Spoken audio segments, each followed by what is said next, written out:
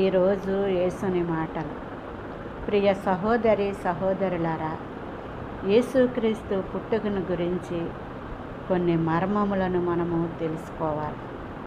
యేసుక్రీస్తు పుట్టాడని మరి మనకు ఆనందమే కానీ యేసుక్రీస్తుకు మాత్రము ఆయన పుట్టుక ఈ లోకానికి రావటము చాలా బాధాకరమైన విషయమేనండి. ఎందుకంటే ప్రజలందరి కొరకు మరి ఆయన తన ప్రాణాత్మ శరీరములను ధారపోసి మరి ఆయన రక్తములో మనల్ని వెలపెట్టుకొని కొనుక్కోవటానికి ఆయన ఈ భూలోకానికి వచ్చాడు. ఎందుకంటే ఎడ్ల రక్తం వలన కోళ్ల రక్తం వలన మన పాపములు పోవని తెలిసిన దేవాది దేవుడు సృష్టించిన వాడే ఈ లోకానికి రావలసి వస్తుంది.